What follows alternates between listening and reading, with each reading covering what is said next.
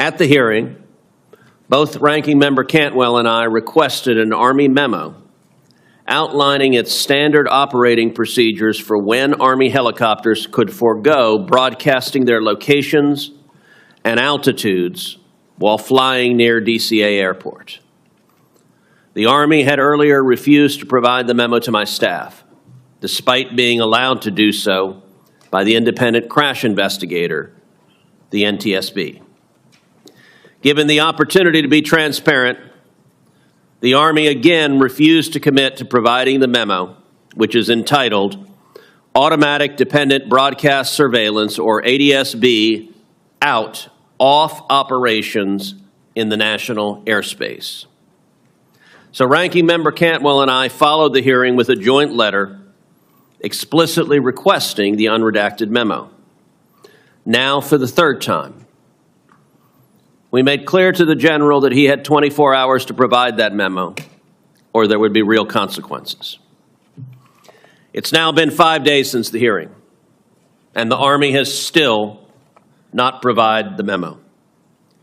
It begs the question, what doesn't the Army want Congress or the American people to know about why it was flying partially blind to the other aircraft and to the air traffic controllers near DCA? This is not acceptable. I fully expect that, should the Army continue to refuse to provide the internal memo, this committee will exercise its full authorities to compel its production. Events that have transpired since the January crash underscore the precarious situation in the nation's airspace.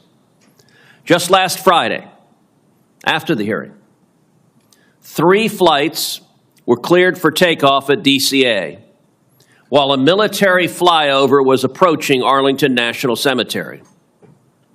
The U.S. Air Force T-38 came within just half of a nautical mile of lateral separation and as close as 200 feet of vertical separation from a Delta aircraft departing DCA for Minneapolis.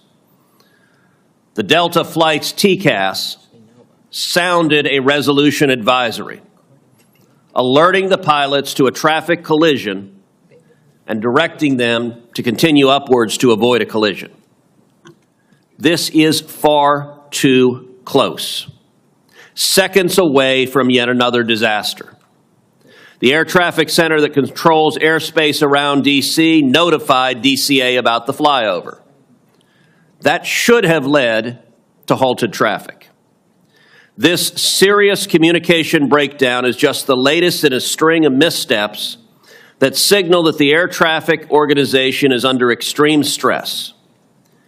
It is my expectation that all federal actors, when involved in any incident in the national airspace, will be forthcoming when this committee conducts its oversight to ensure flying remains the safest mode of transportation. And I want to be explicit to the Army. Every one of us here supports a strong national defense, but the Army does not have at its option ignoring the United States Senate. And if there is another accident, if another Black Hawk helicopter strikes another passenger jet and murders 67 people, because the Army refused to change its policy of turning off ADS-B out, and rather than act proactively to protect people's lives, the Army chose to protect its bureaucratic ass, those deaths will be on the Army's hands. None of us want that to happen. The responsible decision for the Army to make is to provide that memo to this committee today. And again, if the Army continues to stonewall, they will face a subpoena from this committee. That brings us to today's hearing. It is essential for members of this committee to hear directly from Boeing about its manufacturing challenges. I'm glad that CEO Kelly Ortberg is here today and here voluntarily. Mr. Ortberg, welcome, and thank you for testifying. For over a century, Boeing has been building aircraft in America. Beginning with the Boeing Model 1 seaplane in 1916, William Boeing built a company that became a household name. As the First World War broke out, the Boeing Airplane Company began building aircraft for the U.S. Navy. By 1919, Boeing's first aircraft designed for commercial purposes took flight. Throughout its storied history, Boeing aircraft have been synonymous with excellence, quality, and safety in flight. That was until October 2018, when a 737 MAX 8 aircraft operated by Lion Air crashed into the Java Sea, killing 189 people. 5 months later, Ethiopian Flight 302 would crash just after takeoff, killing 157 passengers and crew. 346 souls gone in an instant. Family members of those killed have since become tireless advocates for aviation safety. I welcome those family members who are in attendance today and convey my continued condolences for your loss and express my gratitude for your leadership. Thank you for turning your grief into advocacy. The MAX 8s were grounded soon after the second crash for more than 18 months in the U.S. as Boeing worked with the FAA on a software fix to prevent the technological breakdown that contributed to both crashes. I was among the very first senators to publicly call for grounding the plane, just days after the second crash. When the MAX returned to the air in late 2020, many hoped the worst was behind Boeing. But then on January 5th, 2024, Alaska Airlines Flight 1282 departed Portland International Airport en route to Ontario, California.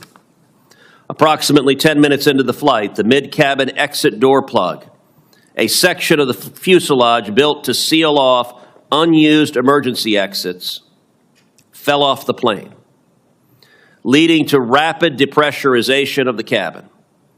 Oxygen masks dropped, and belongings were sucked out of the gaping hole. The National Transportation Safety Board's review found that Boeing failed to include at least 3 of the 4 bolts needed to properly secure the door plug to the fuselage. Thankfully, and miraculously, no lives were lost. But the incident produced fresh doubt about Boeing's ability to safely build planes. Repeated worries about production issues at Boeing and its subcontractors has led many to question the company's ability to design and manufacture safe aircraft. Efforts to cut corners in production or to move the next production phase before necessary parts arrive have led to unacceptable failures.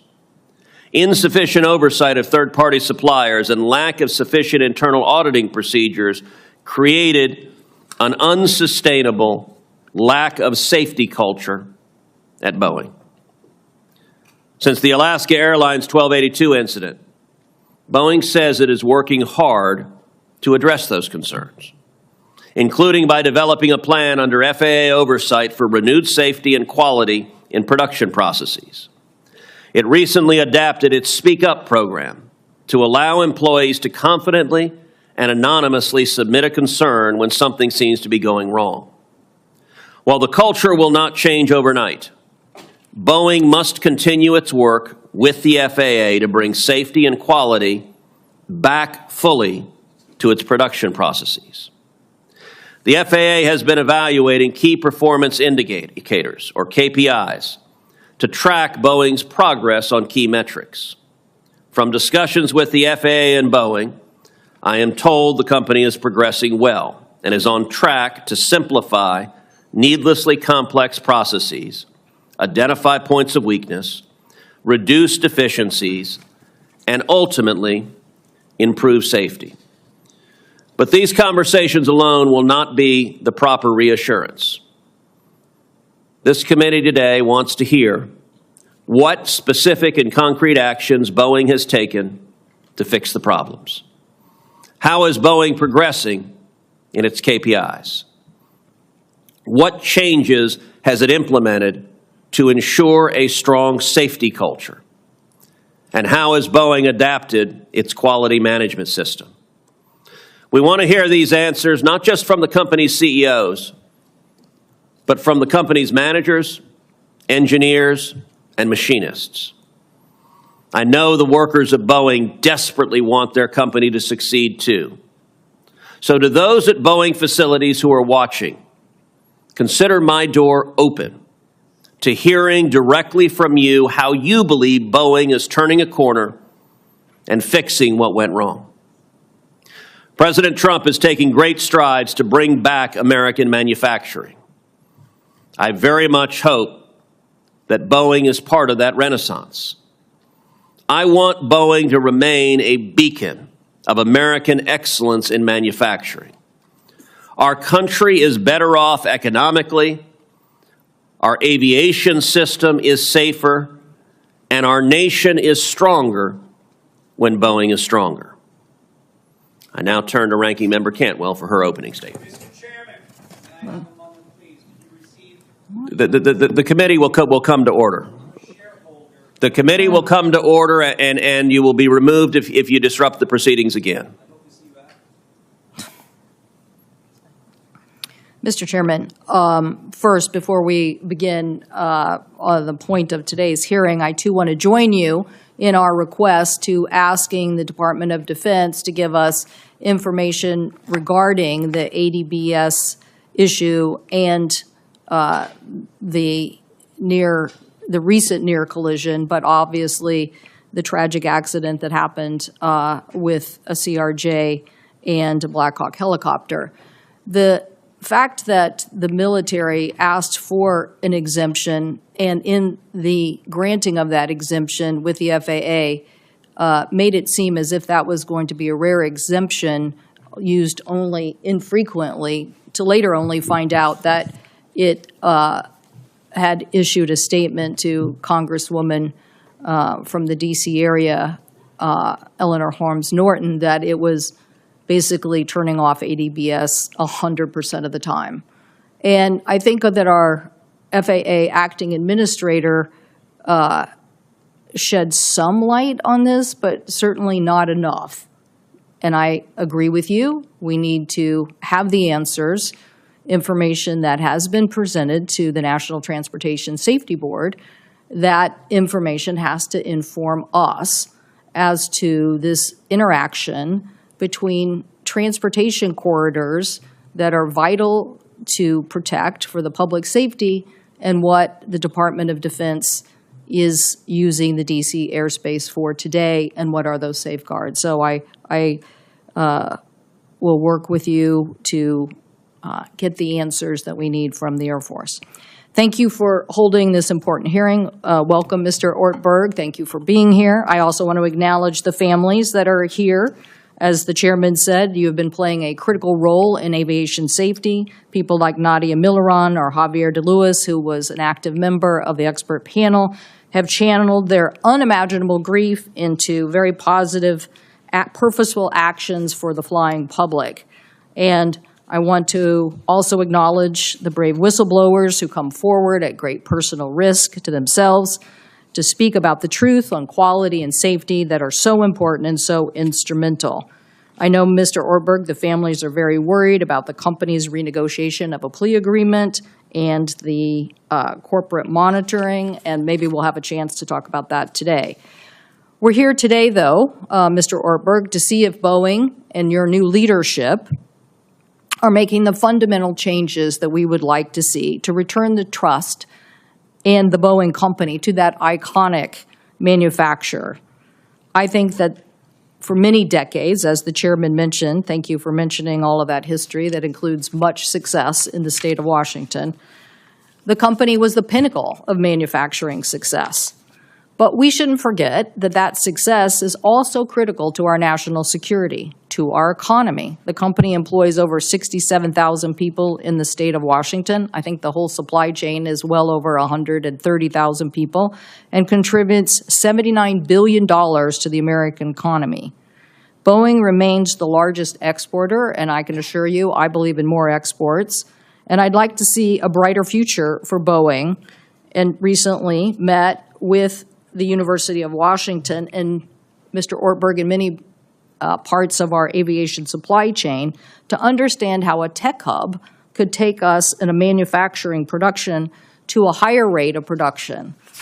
This, I believe, is so important. I think that what we're trying to understand is getting rid of safety inspectors is no trade-off, when in reality, aviation innovation can help us with both quality and safety. However, the company must address these manufacturing quality issues. As the chairman mentioned, the two 737 MAX jet crashes killing 346 people, and the Alaska door plug that happened last year. We know the economic impacts of this. Obviously, the MAX, because of a shortcut in safety, cost $35 billion to the company. The door incident and the financial costs to that are just not even good business. But we owe it to the families today to make sure that we are implementing the changes that are necessary to make sure that we are the leaders in aviation safety. I believe that starts with a robust safety management system, and that is what our expert panel found, a requirement from our safety bill to listen to NASA and to other industry leaders about what would help us in our safety culture.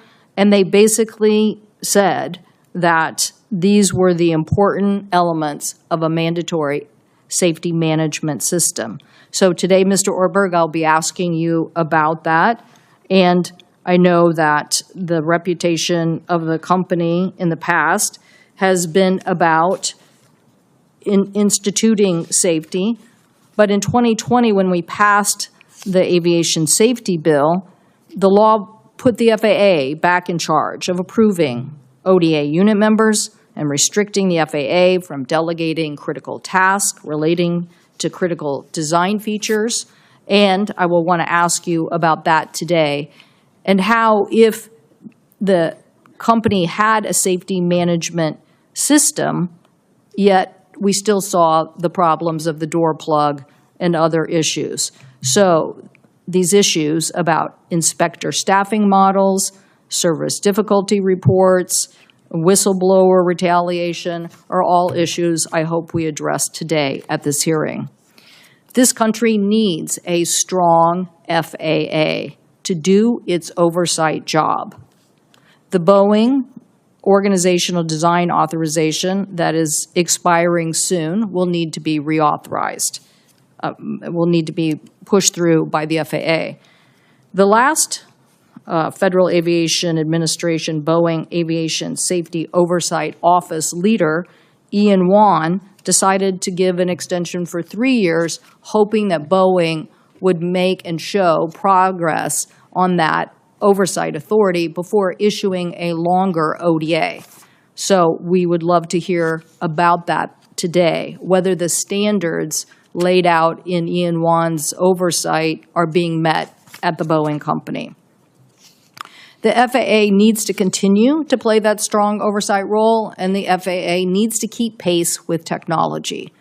If the FAA, and I think NASA could be playing a larger role here in helping on technology, but the Department of Transportation Inspector General identified 16 weaknesses in the FAA's oversight of Boeing's quality management, concluding that the FAA was, quote, not effective at identifying and resolving production issues.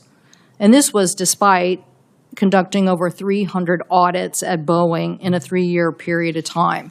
And yet the FAA wasn't able to detect these critical manufacturing deficits.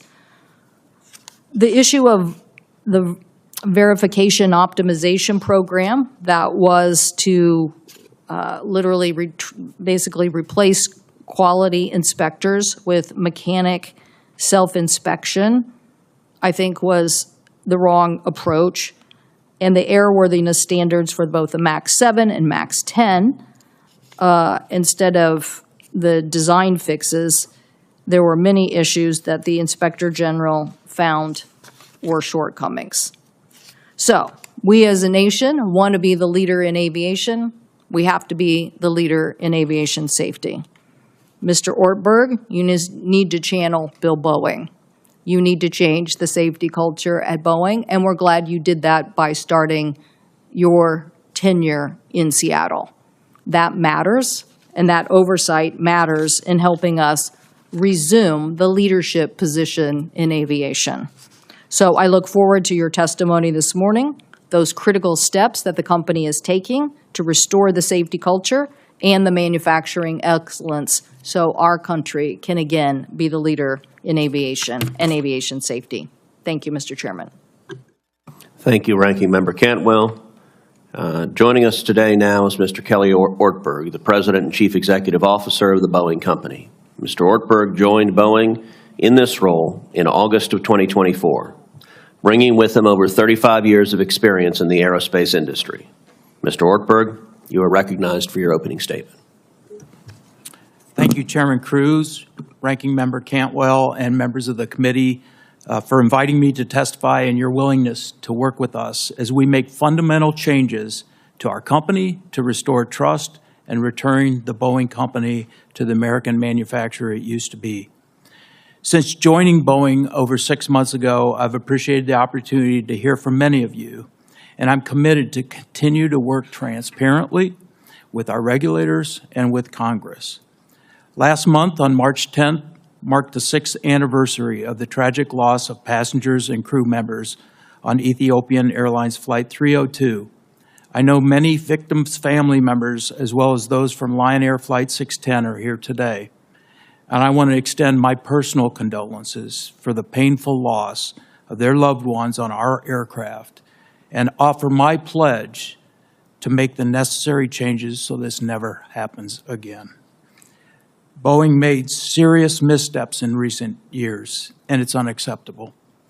In response, we've made sweeping changes to the people, processes, and overall structure of our company.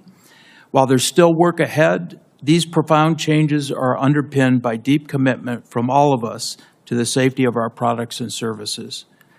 This commitment to aviation goes well beyond Boeing.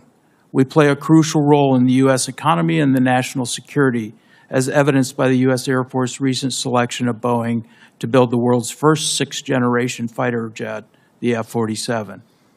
As the nation's largest exporter, Boeing has helped support nearly 1.8 million American jobs and contribute $84 billion annually to the U.S. economy.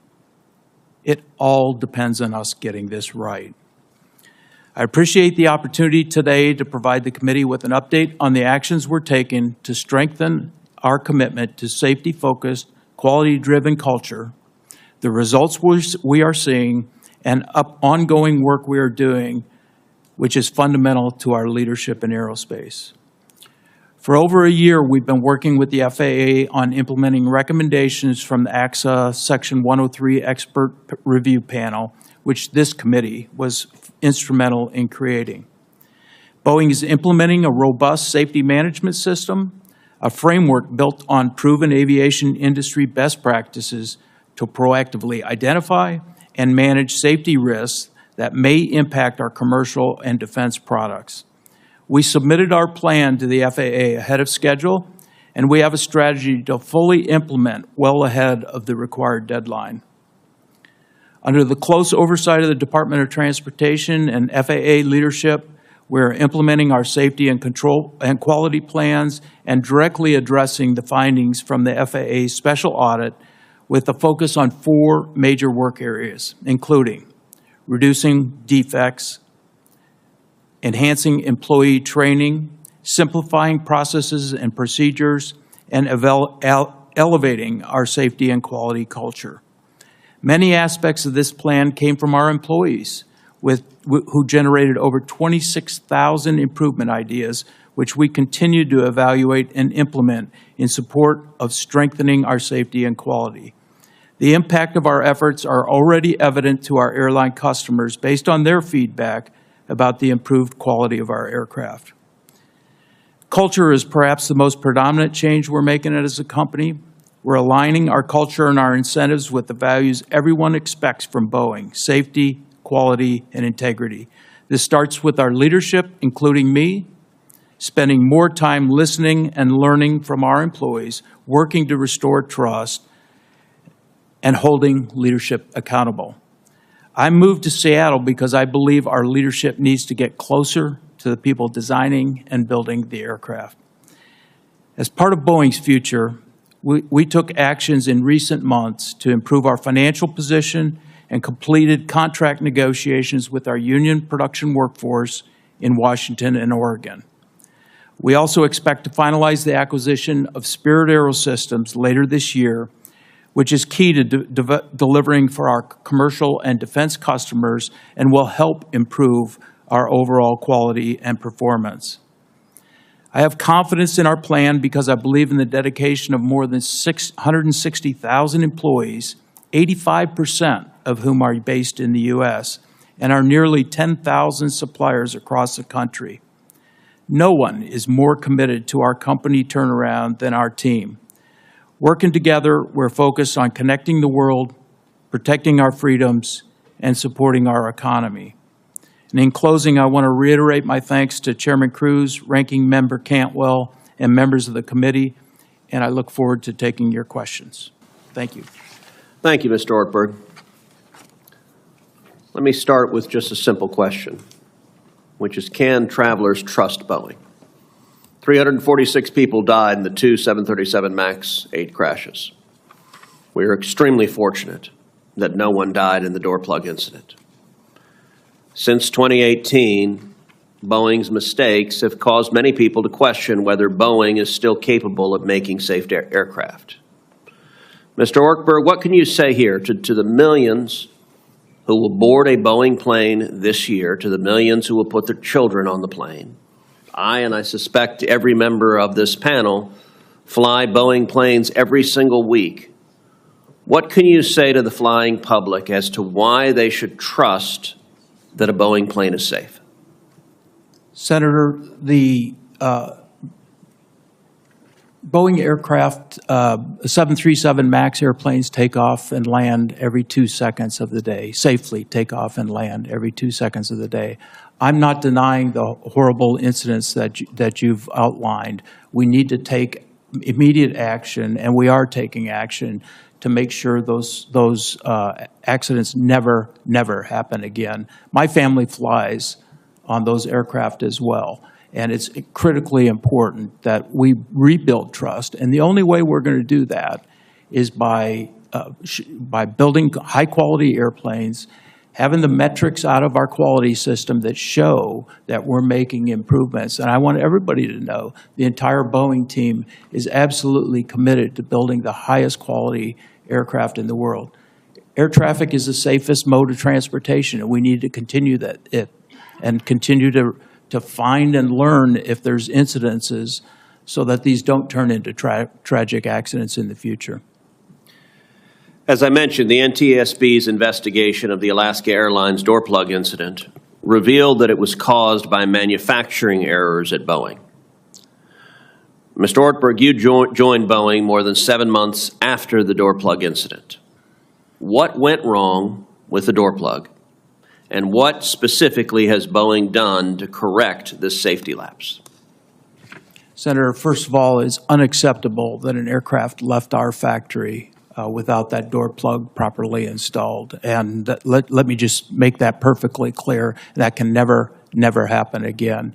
One of the things, there's currently an NTSB investigation, as you're aware on that. We're not waiting for the NTSB to finish their investigation. We've taken immediate action. One of the first actions was to work with our airline customers and the FAA to go inspect all the aircraft out in the field. And we've done that and ensured that there are no other incidences of a door plug not being installed properly in the field. The second thing that we did is we found that the proper paperwork was not completed when the door plug was removed in our factory. We've gone through extensive retraining of our workforce to make sure they understand that violated our policy and that they have to complete the proper paperwork. We've eliminated or reduced the number of people who can actually do the modifications for the door plug, so that in the future we have fewer people that are allowed to even touch and remove the door plugs. In addition, one of the contributing factors is we identified that the door plug needed to be removed in order to do some repairs on the aircraft that were a result of defects in the fuselage. Those defects come from our fuselage supplier from Spirit Aerosystems in Wichita. The airplane moved down our factory line too far after we identified those defects, which contributed to the risk the risk of the door plug not being properly installed. So we have made changes to our process, pushed all those defects back up to Spirit Aerosystems, so we're not bringing those into our factories. And so far, sir, we've seen a 56% reduction in defects coming out of Spirit, so that's going to help us significantly. We've also implemented a move-ready safety process, so the airplane cannot move down the production floor if equipment is not installed or rework has not been accomplished. If the aircraft has equipment not installed, we go through a safety risk assessment and look at the risk of moving the aircraft, and we've done that 800 times, and I can tell you of the 800 times, 200 times we've not moved the aircraft. We've held the aircraft because moving it would incur risk to the production system. And we've also seen a 50% reduction in work that has traveled down the factory floor. We continue to work in improving those numbers. Those are one of the KPI indicators that we're using with the FAA. So we've made drastic changes to our internal process to ensure that this will never happen again. Okay, final question.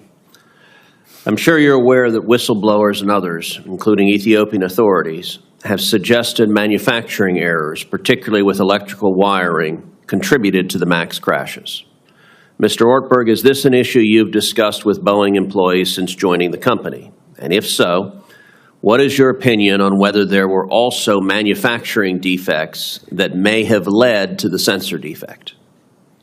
Senator Cruz, obviously that happened before I joined the Boeing company. My understanding was that the cause of the crash was the MCAS design, and those design change. The MCAS has been redesigned, and design changes have been incorporated in all aircraft. I'm not aware of any electrical wiring issues associated with that, but I'd be glad to look into that and get back with you.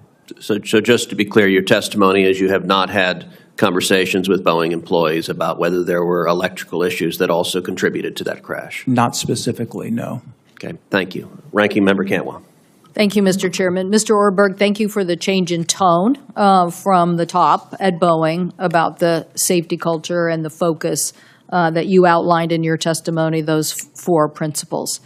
I wanted to drill down on the safety management system. It has been a voluntary compliance, but our law, well, really actually in the implementation of the 2015 settlement agreement, it was required to implement a safety management system. And then since we've passed legislation for a mandatory safety management system, you mentioned the expert panel. I think they were very critical of the SMS structure that existed at Boeing under that voluntary structure. So how is it that this is going to change? And will you commit today to a fully functioning safety management system that meets the FAA standards?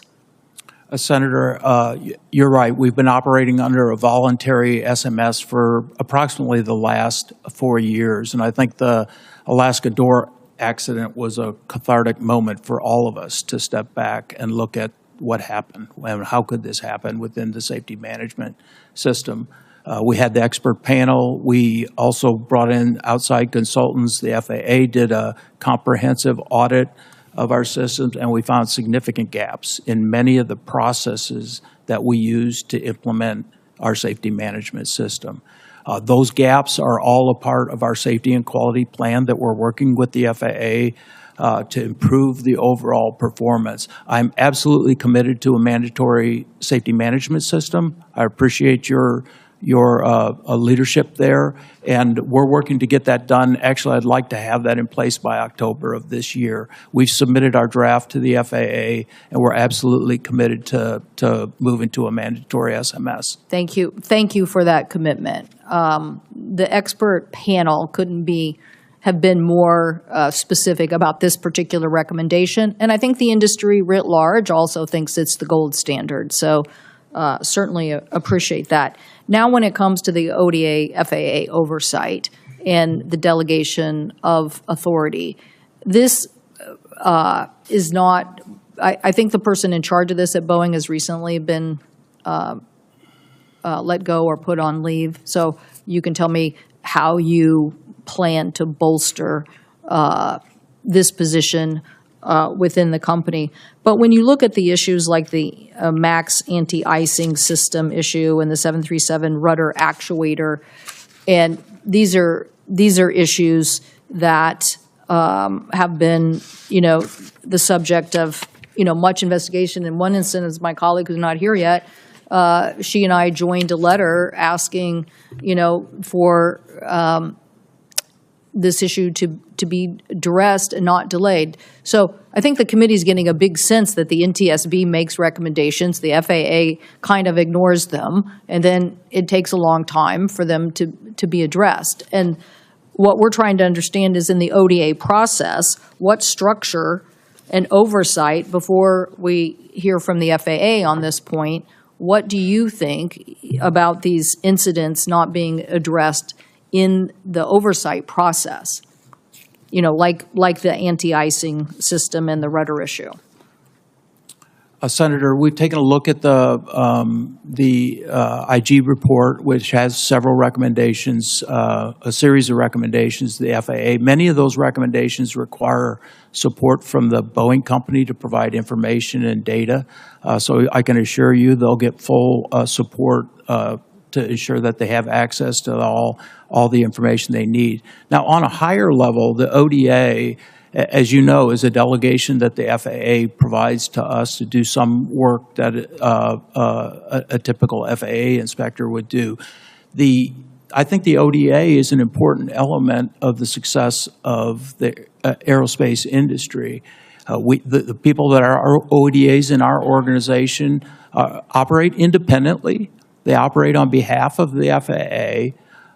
They have direct line of communication with the FAA, and we've made, as a part of the feedback, we've made changes to our ODA organization structure to ensure that they're not feeling pressure from management to do things that are not proper, and I think that's been effective. We put an ombudsman in place for the ODAs, so they have someone to go to if they see something that they don't like or they're feeling any kind of pressure. They can go to the ombudsman.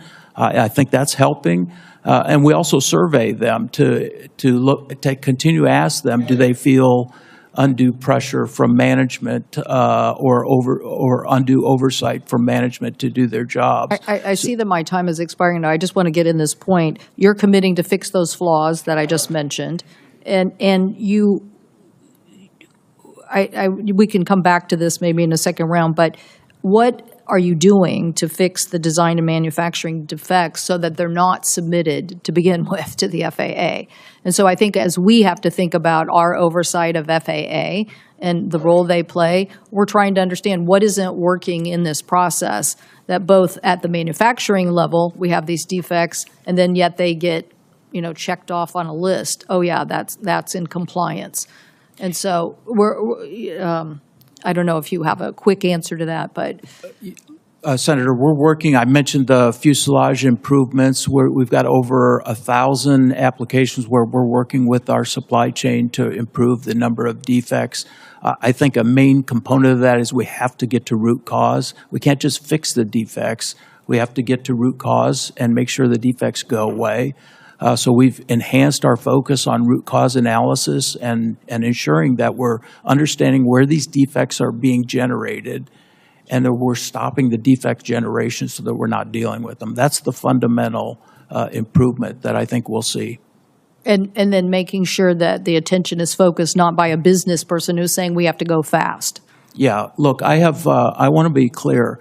I've not provided financial guidance to Wall Street for the performance of the company. I've not provided guidance on how many aircraft we're going to deliver. I've gone and gotten financial coverage so that we can allow our production system to heal. I'm not pressuring the team to go fast. I'm pressuring the team to do it right. Thank you. That's the most important thing we can do at this point. I agree. Thank you so much, Mr. Chairman. Thank you. Thank you. Senator Fisher. Thank you, Mr. Chairman. First, I want to thank the family members who are here today representing and advocating for their loved ones who lost their lives on Ethiopian Airlines Flight 302 and Lion Air Flight 610, and I want to offer you all my condolences. This committee has a responsibility to work with the airline industry and FAA to ensure tragedies like these do not happen again. Mr. Ortberg, I appreciated the opportunity to connect with you earlier this week and to discuss your ongoing efforts to enact much-needed reforms at Boeing. In our prior conversation, we discussed some of the more challenging aspects of implementing Boeing's safety and quality plan. Specifically, you acknowledged the company's culture as being the most difficult. While I can appreciate the difficulty in reforming long-standing cultural challenges to a corporation as large as yours, and while I agree that it needs to be addressed, that is a long-term change, and it does not necessarily produce immediate results. So in the interim, as you look to instill confidence with the flying public, what challenges and success has Boeing had in enacting that safety and quality plan and meeting the 6 key performance indicators that are outlined in that plan? Yes, so as you mentioned, Senator, the safety and quality plan has a series of tasks to improve our safety and quality, but we also have metrics that we're using to actually measure are those tasks actually generating the results that we want. Those 6 metrics have control limits with them. What's acceptable, what's unacceptable. We monitor those on a regular basis. These are our metrics that we share with the FAA. It's on a digital dashboard. They can look at it at any time, and they do. And we look at both trends. How are those metrics performing day on, day on, day on? And what does the trend look like? But also, what does the absolute number look like? So far, and it's early, admittedly early in our production recovery system, so far we're seeing the results that we expect. The key metrics are trending in the right direction. They're not all exactly where we want them to be, and we didn't expect that. So we continue to measure that. We do that actually across our fleet of aircraft, not just on the 737 MAX program.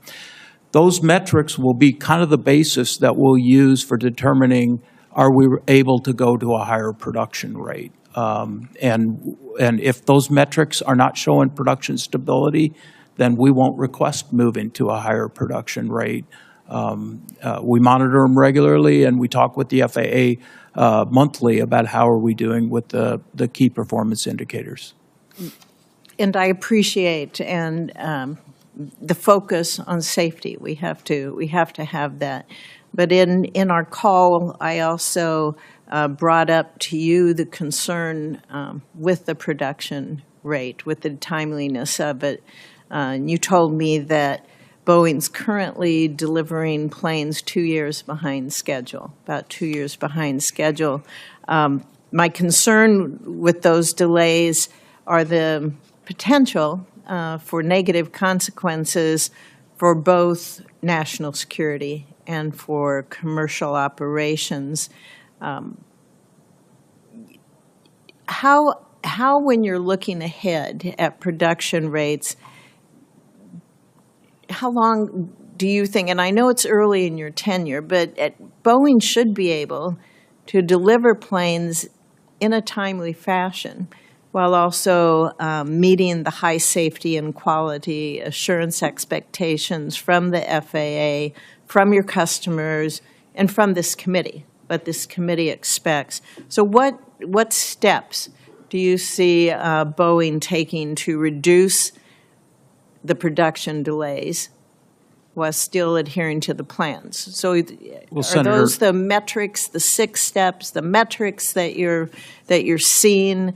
And when do you anticipate, in a good setting, when do you anticipate to be able to offer some confidence to the public on that? So, Senator, just to be very clear, we won't ramp up production if the performance isn't indicating a stable production system. We'll continue to work on getting to a stable system. So I have not provided a date as to when we're going to get up to a 38 a month rate. I suspect it'll be sometime this year. I'm hopeful that that's where the production rates or the production stability allows us to go. I will tell you, I've talked to almost all of our airline customers, and they know they're frustrated with us because we're late, as you point out, on aircraft delivery, but they also know that we've got to do this right. And I can tell you, I've got 100% support from them to do it right. I'm not going to push to get the aircraft and end up in having additional issues. Get it right. We'll be patient with you. And, you know, the good news is that our customers have stuck with us, and I expect that they will. And once we get the production system stable, we'll move up in production rate. I don't think we'll ever get to where we recover to all those deliveries. I don't think we'll ever get to a rate where people have their airplanes all when they originally ordered them. But I think our customers understand that, and they're working with us. And we want you to be successful. Thank you. Thank you. Thank you. Senator Klobuchar. Well, thank you much, Chairman. I just want to start by expressing my deepest sympathies and appreciation to those who are here today who lost loved ones. We just lost a Minnesotan, Wendy Jo Schaefer, in the tragic midair collision in Washington, D.C. And my thoughts are with all of you, and I hope we can make this better.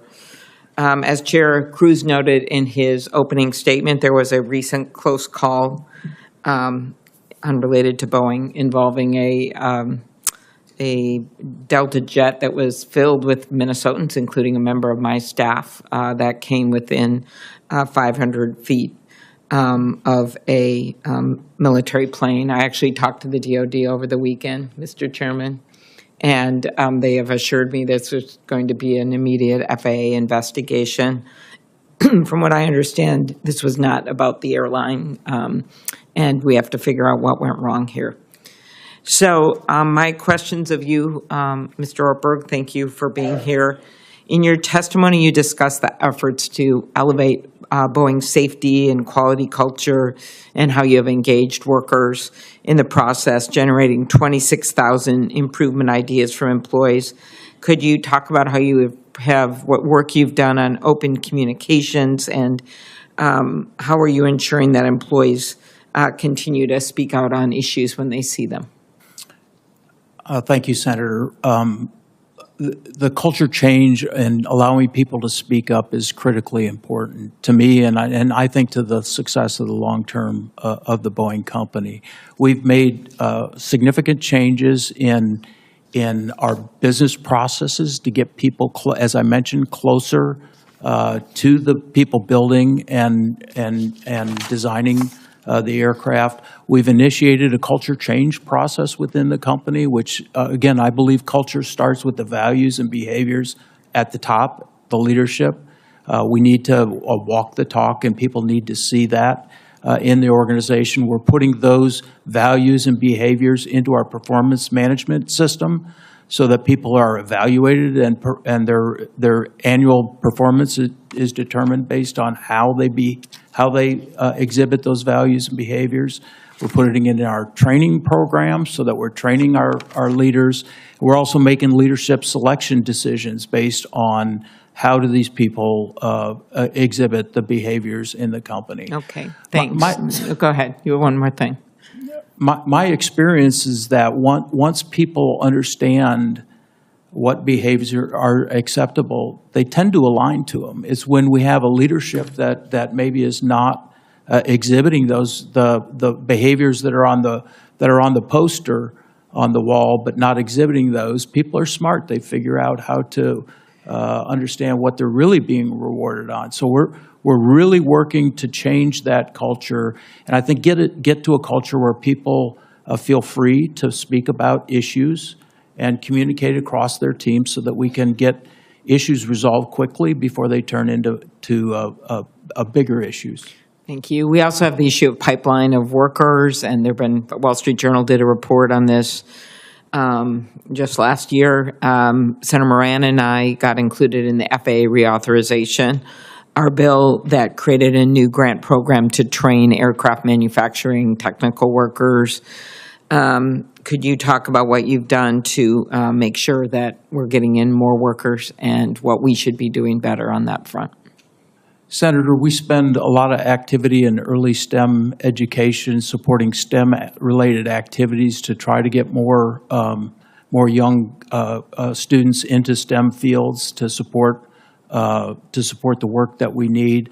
Our workforce is relatively stable right now, which is good. I think we came out of COVID and had significant workforce demand. We've been through that. Our focus right now is on training and ensuring the people that we've brought in are effective and efficient in what they're doing. Thank you. Just one last question. Following the Alaska Airlines Flight 1282, the door blowout, can you walk through what the enhanced oversight, because since then you've been under this enhanced oversight, walk through it very quickly compared to the previous oversight, FAA oversight?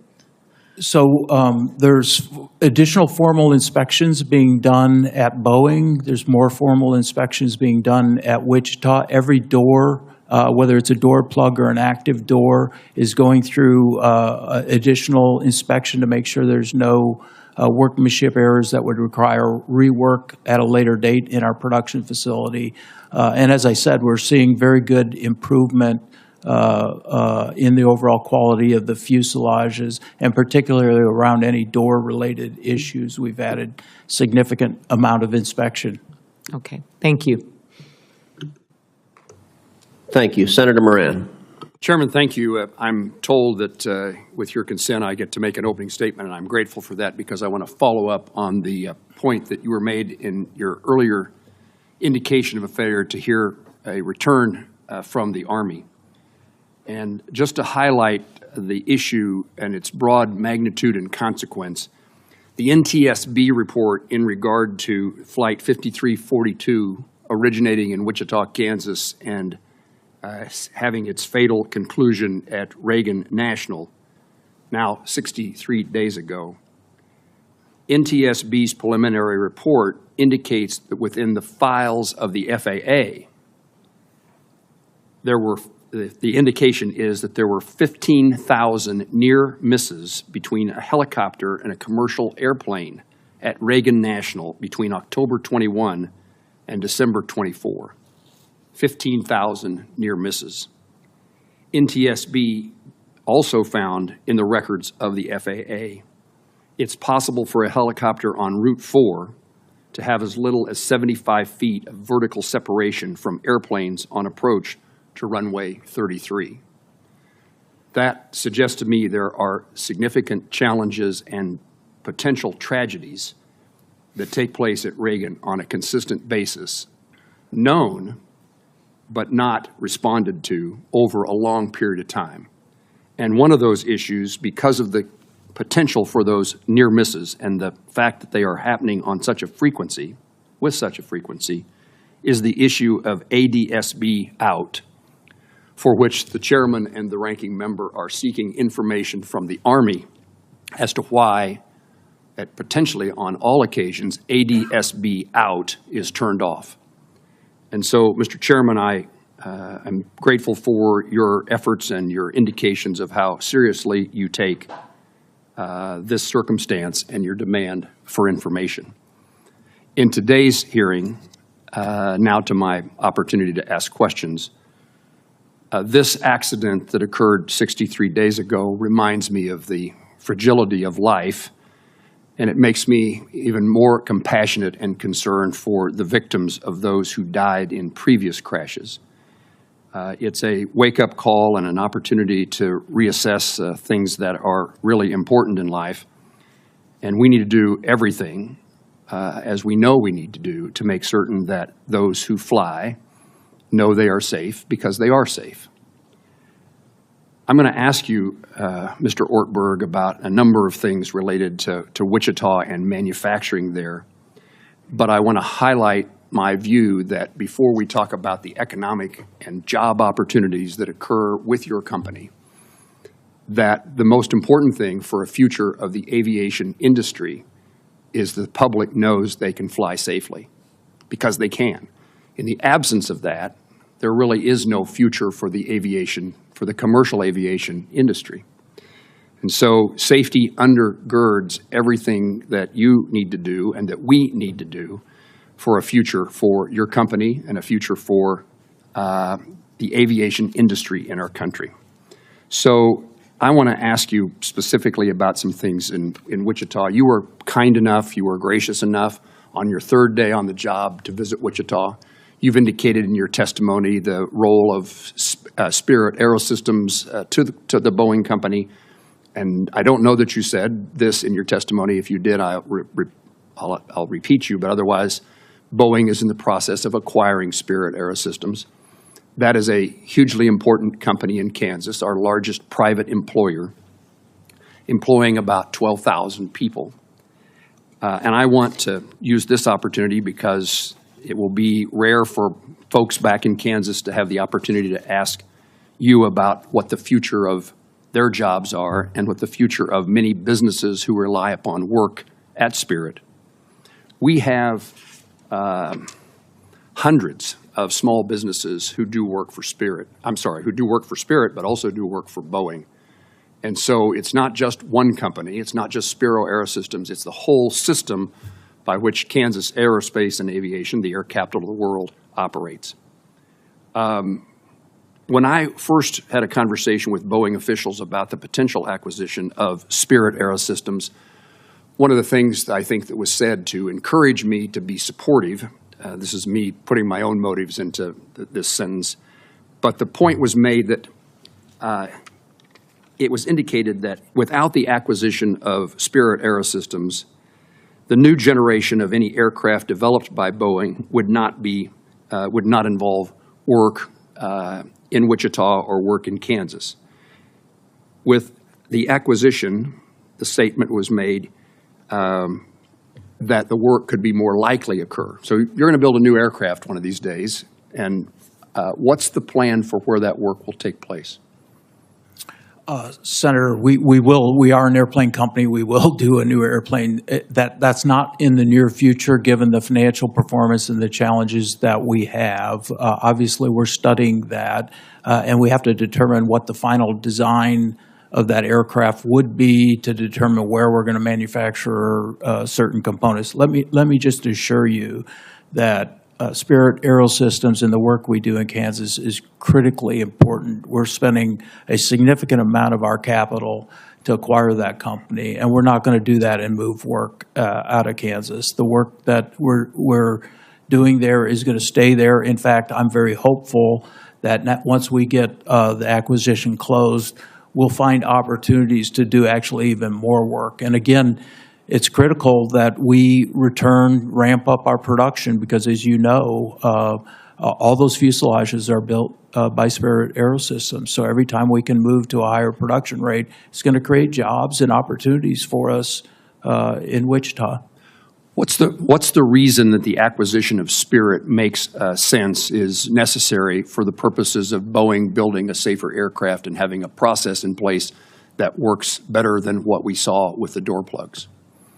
Senator, we really believe that being able to focus the organization and integrate it within our commercial production system as a one integrated organization will help us be more efficient and will help improve the overall quality and performance of the fuselages that we're getting from Spirit. Now, as you know, it's not just 737 fuselages. We also have defense-related activity, and I'm also excited about the opportunities to couple that with our defense business to grow the work that we're doing there. There's great people in Wichita. You and I had an opportunity to go meet with them. There's great development of the workforce going on for future employees in Wichita. It's a great opportunity for us to exploit that workforce and build more products in Wichita. Mr. Ortberg, you surprised me by bringing up the topic of defense work. I was going to forego that this morning because on every occasion you and I have had that conversation because I insisted on it.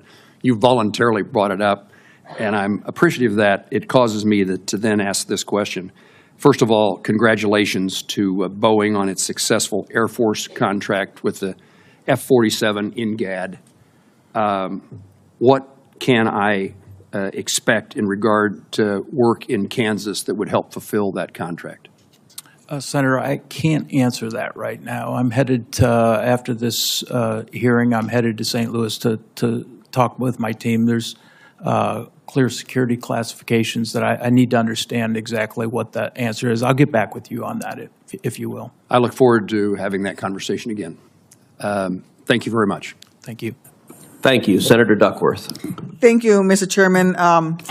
Again, thank you, Mr. Ortberg, for meeting with me a couple of weeks ago on a January earnings call, and this is to touch on some of the questions you've been asked, but I think it's important to clarify. On a January earnings call, you told investors that you wanted to get through the production cap of 38 jets per month and ultimately reach a production of 42 per month by sometime this year. When I asked you about this, and as I've listened to you answer some of my colleagues here this morning, I am encouraged when you told me that this was not an expectation that you were setting for Wall Street, and that your priority was to ensure production quality, not a particular increase in the production rate. Can you assure this committee that you have not set a 737 MAX production goal for this year, and that neither Boeing's directors nor its other senior management are under pressure to reach a particular production rate by the end of this year? Senator, we have an internal plan. We have to have an internal plan to allocate our financial resources. So we have an internal plan that has an assumption on the number of aircraft, but we have not committed that plan externally. Normally, airplane manufacturers put out a number of aircraft that they will deliver, and then they march to that throughout the year. We are not doing that. We're not putting out either the financial component or the number of aircraft we'll produce. I have said what I've said here today, which is I do hope that we move above 38 per month this year, sometime later this year. When that happens is when these KPIs indicate we're ready to do that. And obviously, we have to have the FAA oversight, and the FAA essentially makes a decision as to whether they approve our ability to move beyond that rate. In light of that internal plan, can you assure this committee that neither you yourself nor any other board member or senior manager at Boeing has a financial incentive tied to an increase in production rate? We have, Senator, we have a incentive plan that's based on the overall performance of the company.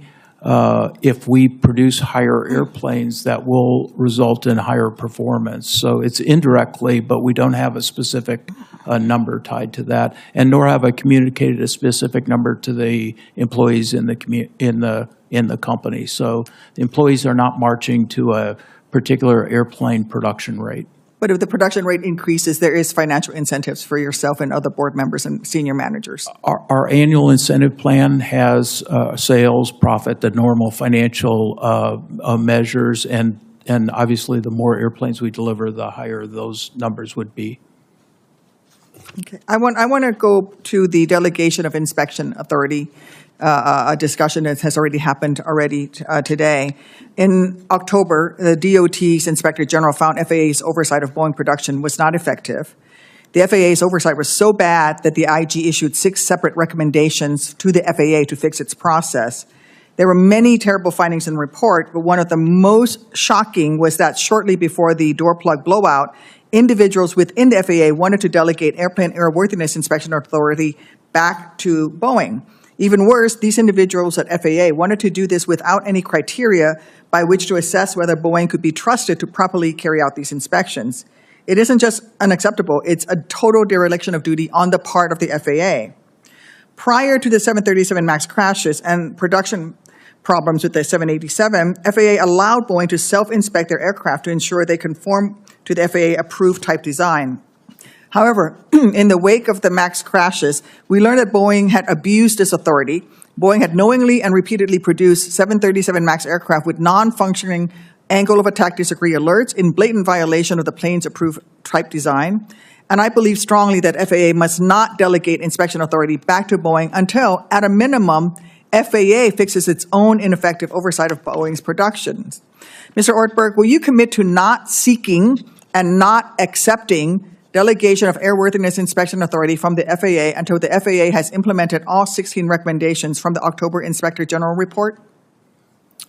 Senator Duckworth, what I can commit to is that we are working transparently with the FAA and will support by providing them whatever information they need from the Boeing company to address the IG report. Those recommendations were specific to the FAA, so I'd have to defer to them in terms of their plans relative to implementing those recommendations. That's not what I'm asking you. It is up to the FAA to determine if delegation is permissible, but it will be up to Boeing to decide whether to accept that delegation of that responsibility.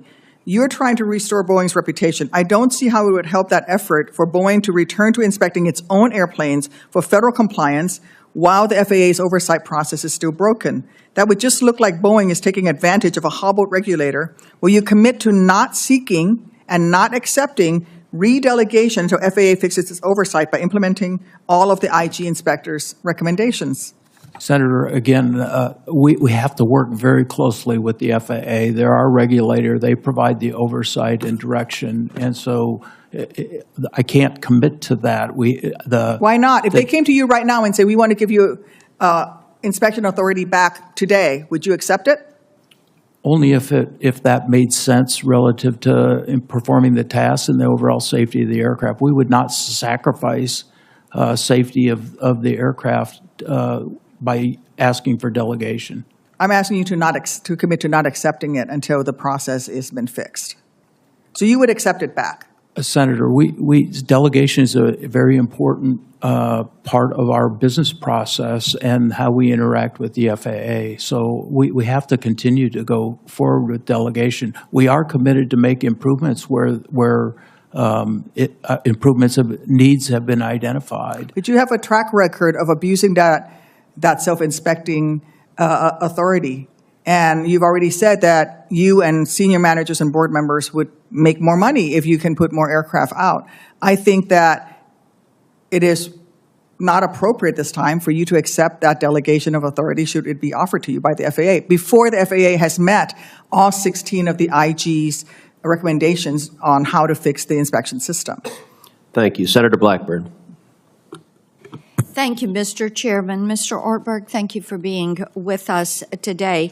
I think that listening to this today, it made me think of Secretary Duffy's remarks that it was time for you all to have some tough love. And I agree with that. And I appreciate the conversation around how dedicated you are to addressing a comprehensive safety plan. That is important, and I want to talk with you about what you're doing to improve your company's culture and that work culture. This is a very important part of any business. It appears that your company work culture has been frayed. So very quickly, what are you personally doing to change this work culture at Boeing?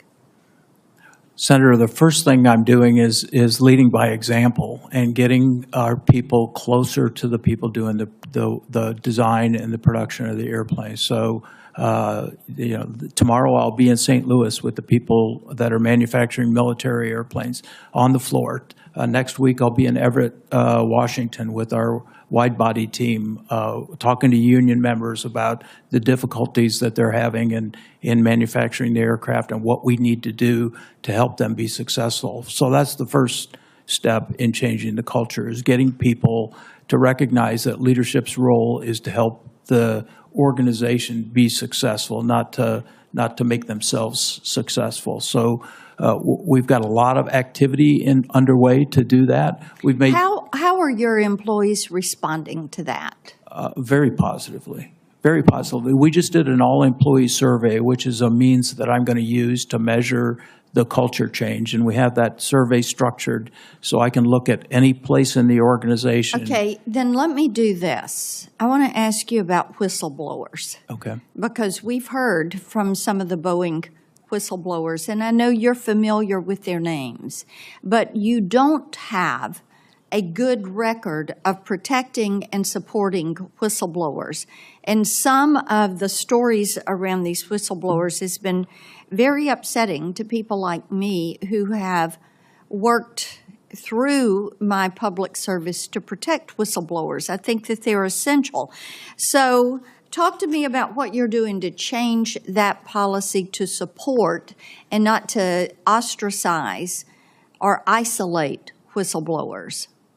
Senator, the company has an anti-retaliation policy. It's unacceptable for anybody to retaliate against, whether it's a whistleblower or anybody bringing up a quality issue. And I've made that perfectly clear in all of our all-employee meetings, all-employee sessions.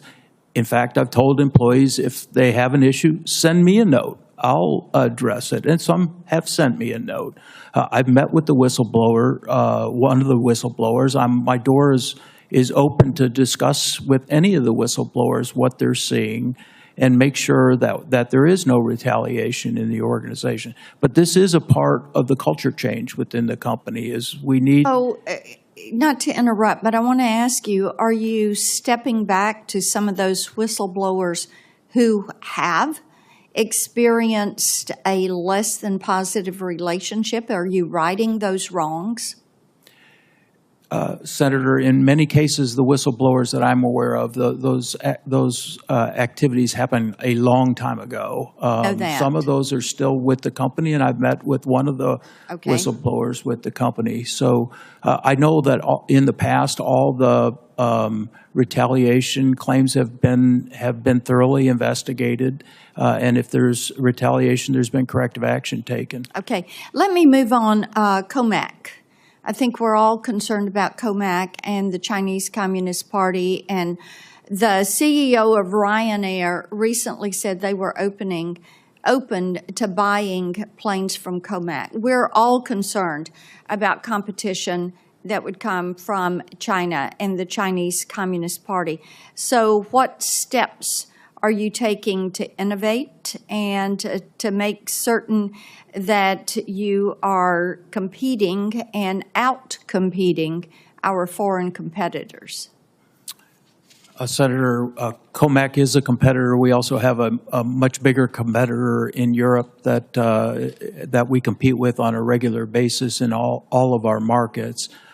We have to stay competitive. We have to invest in the future of our company. We're investing in new versions of the MAX aircraft. We're investing in the new largest wide-body airplane, dual-engine airplane in the history with our 777X program.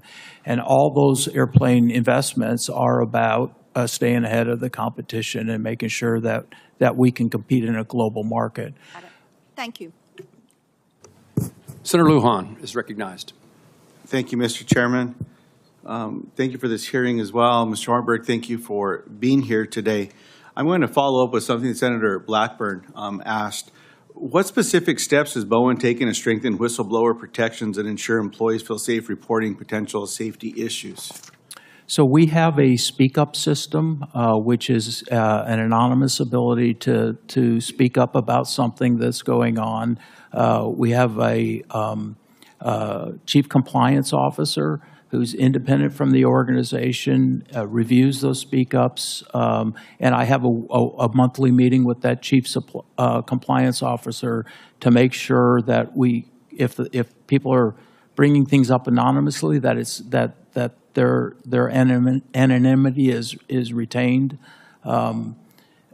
Look, our policy, as I said, we have a clear anti-retaliation policy, and if we see any retaliation, then we address that immediately with disciplinary action, up to and including dismissal. Appreciate that. Representatives from Boeing's Machinists Union, SPEEA, the Society of Professional Engineering Employees in Aerospace, have emphasized the importance of employees feeling empowered to speak openly about those safety concerns. Mr. Ornberg, will you commit to having union representatives directly involved in Boeing safety discussions and decision-making processes going forward? Yeah, Senator, we've made actually some new changes in that regard. As a part of our recent IAM negotiation, we set up to where the IAM, the union actually has an annual meeting with our safety committee of our board, so that they can actually go completely around the management and talk directly to our board of directors about any safety issues that they see. I also have a regular meeting with the union leadership on all sorts of issues, including any safety-related issues. And of course, this speak-up system I talked about is certainly open to all of our union members as well as non-union employees. So it sounds like that's something you will commit to, and you already have. Yeah, we're doing that, and I certainly want to have an environment where if there's a safety, I don't care who it is in the organization, if there's a safety-related issue, that's communicated and acted upon immediately, and that's the environment we're trying to make. I appreciate that. Later today, President Trump plans to announce reciprocal tariffs against a number of countries. Few details are known beyond this. If the Trump administration moves forward with proposed tariffs, what impact would this have on Boeing's operations, particularly your suppliers and workforce in states like New Mexico?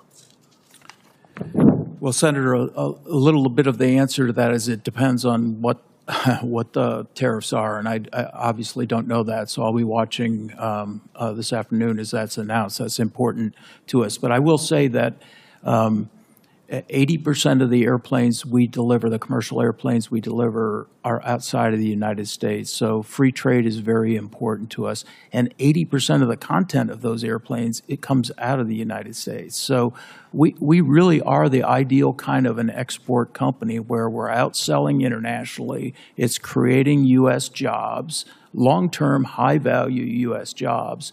So it's important that we continue to have access to that market and that we don't get in a situation where certain markets become closed to us. Appreciate that. Where does Boeing see the most significant growth opportunities over the next decade, and how will Boeing ensure that its safety and quality management practices keep pace with your ambitions?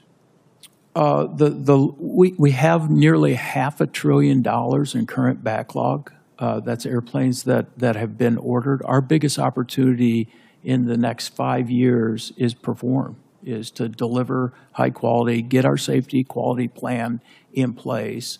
We do have a couple new variants that, as I talked about, that we need to get through certification and into the market.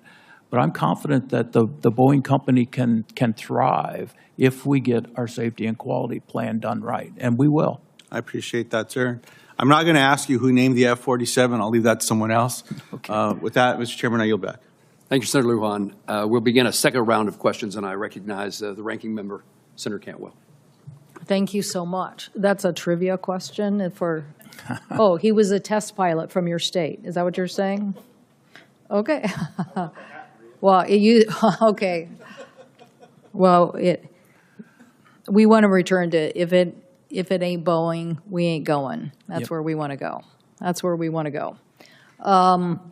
This questions on ODA and compliance, I just want to point out that in the 2020 Act that we passed in the aftermath of the MAX crashes, we mandated that you cannot delegate certification tasks related to critical functions.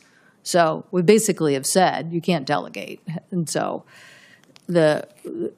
I understand my colleague's question, and it's an important one, but in reality, we decided as a committee, we're not allowing the delegation of critical functions anymore because the MCAS system was a critical change, and it was something the FAA missed. In addition to the company missing it, the FAA didn't understand. And we don't think that we believe in redundancy in a lot of different areas, and redundancy in this case of the FAA doing its job and understanding what's being proposed. So those critical features can't be delegated. And so the FAA has to do its job. And so I think in the next time we get, we have a nominee now for an FAA administrator. These will be very relevant questions for them on their strategy, but we will be asking them how they're going to have the workforce, the technological expertise, and all of that to stay at pace and then to make an ODA system work. But we're not allowing them to take critical safety features. We're not allowing them to delegate that. So anyway, that'll be an interesting point. Now, I do think the question I have on the compliance administrator, you guys have a Boeing problem-solving method.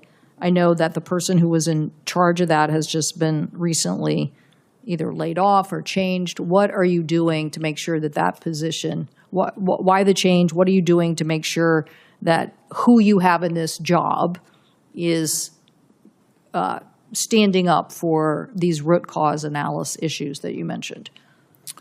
Senator, we'll go through a elaborate interview process and ensure that we select the best talent to do that job. That's critical. A critical component of that job is to be able to provide that overall independence, and we recognize that, and we'll fill it with the appropriate person after we get through the interview process. And do you think that you're in alignment with SPIA and machinists on what the feedback process is in the company? I asked the former FAA administrator whether he believed that the FAA should have oversight into those issues being brought up. So you've mentioned Speak Up a couple of times, and I'm right. just not familiar where you are in your conversations with SPIA and machinists, whether they are satisfied, what we have to do to make sure that they feel like they have a voice without intimidation. Yeah, I think we're making progress, Senator, in that area. We do survey to make sure we understand what is the current situation. We've seen 3 times the number of speak-ups in the last year over the prior year, so that gives you an indication that people are feeling comfortable to use the system. We still have culture work to do. I think that there probably are people in the organization who say, I'm not sure I feel comfortable about utilizing the system. And we continue to work on that to make sure that everybody feels comfortable utilizing it. But we are seeing improvements. We also have improved the system so it's easier to use. And I think that's helping as well. Well, I think going back to the expert panel report, they were saying that the processes on SMS are not, I'm quoting now, structured in a way that ensure all employees understand their role, and the procedures and training are complex in a constant state of change, creating employee confusion, especially among different work sites and employee groups. So I think getting this employee input, and then what would you say about the FAA having some insight into that? Listen, this committee is, we're having a very big discussion with both FAA and NTSB on trend reports. The NTSB is identifying a lot of trends, and we're saying, well, why, FAA, aren't you paying attention to the trend reports? In fact, we also mandated, a requirement that they publish a trend report every year so that we can see what the NTSB thinks are those trend reports. So are you committed to the FAA having some insight into that process, whatever it becomes, where the machinists and SPIA members can speak up and the FAA can have some insight into that? Yes, Senator, we're absolutely committed to that. And I've talked to the FAA, I've talked to Chairman Homendy from the NTSB to make sure they know that we'll be transparent and provide them the information to allow them to do that. I think Chair Homendy has publicly said she believes the next accident is lying in the data. And that we need to do a better job of analyzing the data. We've stepped up our in-service data collection process for our airplanes in service, so we can do just that, start doing more data analytics on what we're seeing, identify trends before they become incidences. And I think what she says is absolutely right. And we need to be transparent. The industry needs to be transparent Thank you for that. on this data. I see my time has expired to go to the next round, but that is a change. What you just said is a big change, is it not? The in-service data analytics. Yeah, Senator, this is a massive change that we've been making in the company. We've talked a lot about manufacturing changes, how we build the airplane, how we design the airplane, but it's also super important that we pay attention to how the airplane is being operated, how it's being maintained. And we have the ability to collect a lot of that information from our customers and look for trends, use artificial intelligence algorithms to help us sort through that data and find trends and then go address those trends. And those trends could result in changes to the airplane or changes to the training or changes to the maintenance processes, whatever the corrective action, it's important that we do that. Well, I actually believe that you could do a better job at analyzing that information faster and getting that to your engineers that give them data to think about things. And so I think that's a very, very important change. And I also just, as my colleague was asking about trade, I'm not going to ask you about that, but I would just point out that the world demand for airplanes is 40,000 planes over, I think, the next 10 years. So the race is on. Yeah. So I really appreciate you getting the safety right. Thank you. Senator Markey. Thank you, Mr. Chairman, very much. I first want to offer my deepest condolences to the families of the victims of the Boeing crashes who are here today. Thank you for being here. And we're going to remember your family members every day that we're working on these issues. Your courage in fighting for a safer aviation system is inspiring, and it is going to make our committee accountable to you to make sure that we do the work that you want to see put in place for every family that flies in our country and around the globe. So I'm very grateful for your incredible work on these issues, and thank you for being here. Mr. Ortberg, thank you for being here today and your work over the past several months to improve Boeing's safety culture and improve lines of communication with workers.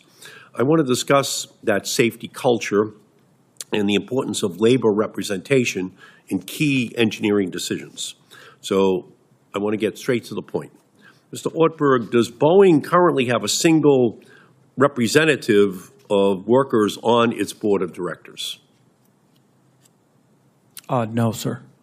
Do you agree that it's a problem that the engineers and aerospace professionals responsible for designing and manufacturing the planes are excluded from boardroom decision-making? Senator, as I mentioned, we have a process where we do have the union membership come and meet with our Aerospace Safety Committee of our Board of Directors on an annual basis to discuss with the board any issues that they see, whether they're safety-related or any other related issues. They also have access to me and the management of the organization. Yeah, well, Again, I think that all of the communication should be much more frequent and direct, and that's why the Board of Directors is such a focal point, because obviously you and the other executives have to deal with the Board of Directors on an ongoing basis. In Boeing's 2025 proxy statement, it identifies 7 directors with expertise in safety. So let's take a closer look at those directors with supposed safety expertise. One board member with, quote, safety expertise was, up until her retirement yesterday, the CEO of Duke Energy, and was previously a senior partner at Arthur Anderson, the accounting firm indicted following the Enron scandal. And another board member with, quote, safety expertise is the CEO of a biopharma company, who previously served on the board of directors of Norfolk Southern and spent nearly 2 decades at Morgan Stanley. Mr. Ortberg, in your view, do those board members have, quote, safety expertise? Senator, those board members provide a very, very good input on safety. Now, the safety is not aerospace safety, I granted, but for us to be able to learn on how pharma treats safety is very interesting to have board members who can provide different perspectives on how they treat safety in their different industries. Clearly, the energy industry, how they treat safety is very important to their business. And so we view having a diverse set of inputs into that helps us think through and benchmark what are other people doing in this area to see if there's better ways for us to do it. In my opinion, using that as the criteria, Duke Energy or Biopharma, makes every person in America a safety expert. They could bring the perspective of their industry into your boardroom. And I just think that that's absolutely not accurate. That there has to be a particular expertise about the aerodynamics that are at the heart of your industry, and that's a very, very specialized kind of safety knowledge. So there's no way that these board members should qualify as safety experts any more than any other industry should. And I recognize that Boeing has added a couple of individuals with real expertise and experience flying planes and overseeing important organizations over the past few years. But Boeing's board still includes numerous financial professionals and no representatives from its workforce. Financial engineering and real engineering, never the twain shall meet, just 2 different concepts altogether. So let me address this from a different perspective. The FAA has delegated authority to Boeing to conduct certain safety and compliance oversight on its design and manufacturing processes. In return for that delegation, the public should be confident that Boeing is prioritizing safety at all levels of the organization. But without representation of workers on its board of directors, Boeing is still flying blind, because you don't have the workers there on the board giving the insights that the board should hear about whatever safety defects are potentially going to rise. And again, the board should not be shielded from hearing this directly. So, Mr. Ortberg, do you agree that companies like Boeing that have been delegated, you've been delegated the oversight authority by the FAA, you're given essentially a take-home exam, that you shouldn't include representatives of the workers on the board of directors to make sure that you're hearing their voices on an ongoing basis?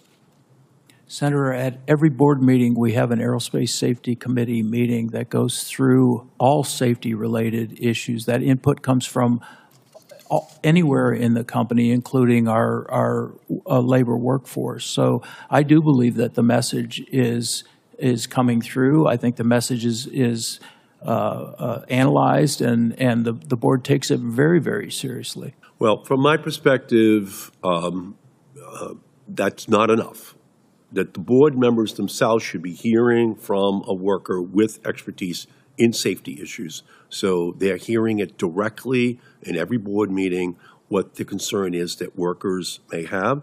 And I think it's a fair trade, to be honest with you. Boeing receives some authority to self-regulate while creating structures on its board to ensure that it is prioritizing safety and not profits. And that's why today I am introducing the Safety Starts at the Top Act, which will require major aerospace manufacturers that have been delegated regulatory oversight from the FAA to include multiple labor representatives and safety experts on their board of directors. Safety must start at the top, and the top is Boeing's board of directors. Safety must be in the room. Expertise must be in the room, and I'm looking forward to working with my colleagues to ensure that that kind of representation is on the board. And I thank you, Mr. Chairman. I thank you, Mr. Chairman, for your indulgence. Senator Markey, thank you. Senator Rosen. Well, thank you. I really appreciate that. And I want to thank the chair and ranking member for holding this really important hearing today. And last year, this committee held a hearing to discuss the findings and recommendations issued by the Organization Designation Authorization, ODA, the expert review panel. In that hearing, I asked a question about how the ODA report found that input from Boeing's pilots were neither consistently nor directly delivered to the highest levels of decision makers in the organization. I believe it's essential to make sure that pilots have a seat, not just in the cockpit, but at the table, so that we ensure their expertise guides and enhances airline safety. It's why I'm glad to see that in the summary of its new safety and quality plan, Boeing has committed to elevating human factors and strengthening the role of pilots in the design process. So, Mr. Ortberg, how has the role of pilots in the Boeing design process changed since the ODA review? What are you doing differently now? And what will Boeing ensure, and how will you, ensure that there's meaningful and consistent input from pilots integrated and prioritized into the design process? Senator, first of all, I agree with the premise of your discussion. We really do need to have very strong input from the pilots in both the design and the operation of the aircraft. And we've changed our organization. We've added a human factors chief engineer, which is a pilot, who spends time understanding the interaction between the pilot and the aircraft in all the design aspects of the airplane, but also the operational aspects, looking at our manuals, looking at our fault trees to make sure that from a pilot perspective, how will that interaction with the aircraft happen? And I think this is an area that will help improve our overall safety going forward. Thank you. I do agree, because at the end of the day, the pilot, that crew, that emergency might happen. It happens like this, and there has to be that way that integration works. So thank you. I want to talk also a little bit about retaliation and its impact on safety, because the ODA expert panel report we reviewed last year found instances where Boeing supervisors worked on annual assessments, on self-audits or investigative processes, which could present conflicts of interest. It could erode independence or even compromise Boeing's commitment to a non-retaliatory and impartial environment for its workforce. Throughout the report, those folks interviewed gave examples of the consequences of raising concerns about potential interference and retaliation from managers and supervisors. It's not acceptable. Not acceptable. So, again, do you have confidence that Boeing is now taking the necessary steps to implement systems that provide workers with multiple channels for raising concerns? Because this is really important that they're addressed without fear of retaliation, as well as creating a culture of encouraging and incentivizing safety at every level. And it's just so important that each piece of the puzzle, if somebody has a concern, that they are able to raise it without fear of retaliation. I can't stress this enough, because as you know, lives are on the line when people sit on your planes. Yes, Senator, first of all, I agree with what you said. I think it's absolutely critical that we have an environment. We did take the feedback from the report, and we've changed our organization structure to address that specific issue. So we provided more independence for the ODAs, and they don't have a situation where someone's providing a performance review that could provide apply pressure to them. So I think we've sincerely addressed the concerns that were outlined in the report. And as I said before, we've added an ombudsman as well to the ODA, and that gives them someone to go talk to if they see something or if they're concerned about bringing up an issue. And we think that's having a good effect as well. So I believe we are addressing those issues, but we'll continue to monitor it. And if we have to make more changes, we'll do that, because I absolutely agree with you. People need to be free to make the right decisions without any kind of over pressure from management. Thank you. I have just one question is very brief. If you could be brief about it. You talk about you're rebuilding your human factors expertise. Not everything can be done by AI and artificial intelligence or machines and all of that. We still need to be engaged. So how is the process of rebuilding this capability, the human factors, going at Boeing? So we just stood up this organization, and it's an organization that's filled with pilots. We've also developed what we call ECABs, which are actually cockpits that they can go fly. They fly designs. We have potential design implementation. They go fly those to look and understand what the pilot implication is early in the design phase so that they can drive human factors related requirements into the design, and we don't have to deal with it later on after the design is done. So I do think we're making really good changes to get more of that upfront in the design and development process, and we're filling this with world-class people who are very expert at flying aircraft. Yeah. Thank you. I yield back. Thank you, Senator. Senator Blunt-Rochester. Thank you, Mr. Chairman. And really appreciate the convening of this hearing. On behalf of the families who are before us, as a senator who represents individuals who perished in the most recent flight in Washington, D.C., this hearing about aviation safety is critical to all Americans and in our ability to have confidence in flying. And so, Mr. Ortberg, thank you so much for taking the time to speak with me prior to the hearing as well. I want to focus my questions on workforce. And I served in the state of Delaware as head of state personnel.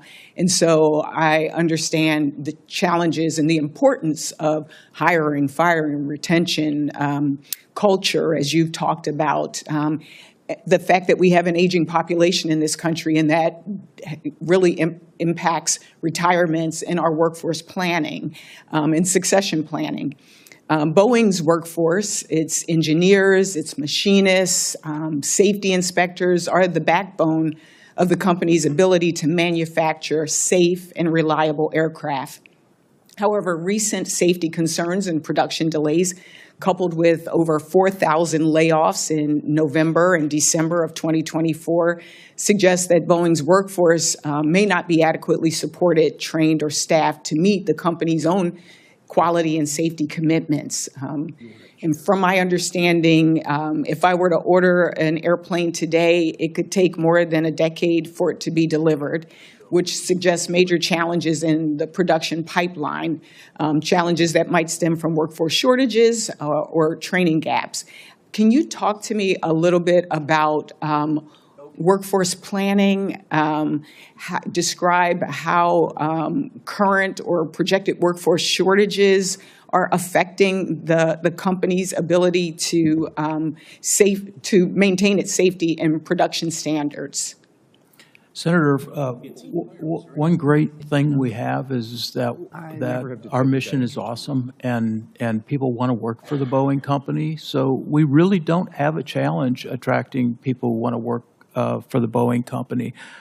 I think where our challenge is more making sure that we can train them. The kids of today are more digital than mechanical, and so that means a different set of training curriculum for when we bring them into the company. Our retention's quite high for all the challenges we've had. That's actually good. So, my focus right now on our employees is engagement, better communication, and helping train them to do their jobs more effectively. And I think if we continue to do that, our mission will remain awesome. We'll be able to recruit who we need to make the company successful.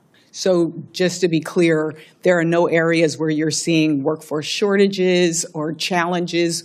As state personnel director, we were challenged with, again, people leaving, that talent, that brain drain. You don't see that in any area, particularly in safety positions? I saw that much more 5 or so years ago than what I see today. I mean, I'm sure there's a pocket within the company where we need some additional resources, but in the main, I don't see any major resource gaps for us to execute our plans.